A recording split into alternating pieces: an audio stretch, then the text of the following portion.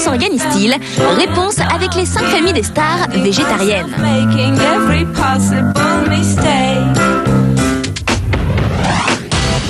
Chez certains, ne pas manger de nourriture animale est un engagement spirituel et politique. Le bien-être, ça passe par les légumes et les végétaux. Tenez, par exemple, prenez Moby et Sinéad O'Connor. Eux, ce sont des purs et durs. Ils sont végétaliens. Pour eux, pas de viande, de poisson, ou de produits laitiers dans leurs assiettes. Pas sûr qu'un tel régime donne la pêche. En tout cas, aux États-Unis, c'est devenu un business florissant. D'ailleurs, Moby a ouvert un salon de thé végétalien à New York, rien que ça. Être végétarienne et glamour, c'est possible. D'ailleurs, c'est même conseillé pour être dans la tendance hollywoodienne. Et en ce moment, c'est la biofever. Gwyneth Paltrow, par exemple, c'est la fan de macrobiotiques, jamais sans son soja et ses graines. Elle a même appelé sa petite fille Apple. C'est trop chou. Mais attention, Gwyneth se lâche parfois en prenant un bout de fromage ou un peu de vin. Waouh, la rebelle! Autre fervente adepte du régime légumineux, Victoria Beckham et Reese Witherspoon. Et Vic, tout le monde le sait, c'est parce qu'elle préfère les animaux morts sur ses sacs. Encore une qui nous prend pour des poires.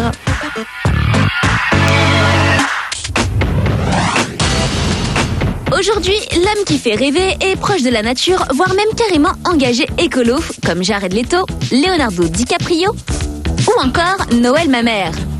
Non, je rigole, mais le vrai végète extrême, c'est lui.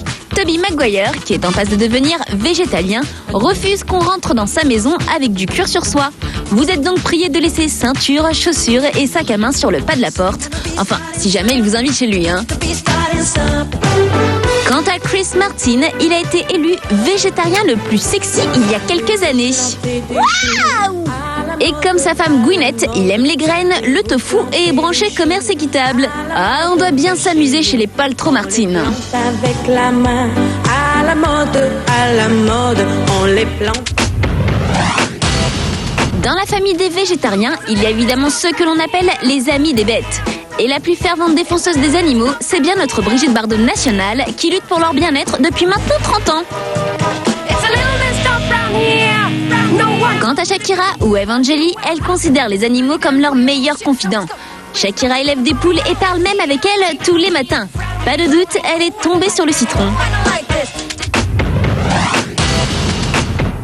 On ne pouvait pas oublier la catégorie des belles plantes comme Shania Twain, Nathalie Portman, qui ont toutes deux été élues végétariennes les plus sexy par la PETA.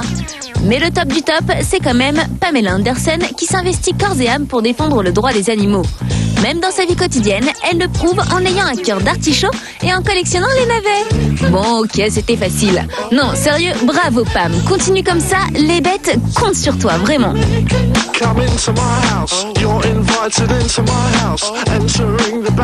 Avec les hommes, bon ça on le sait. Et là pour le coup, eh bien c'est une drôle histoire avec Pete Doherty. Dernière phrase qu'en date, eh bien Amy a été prise en flagrant délit en train d'embrasser Pete Doherty à pleine bouche. Top. Les deux trash people s'apprécient, bon ça on le sait. Hein. Ouais. Ils s'apprécient pour plusieurs choses d'ailleurs. Ouais, bien sûr, ils ont plein de points communs. Beaucoup de choses en commun.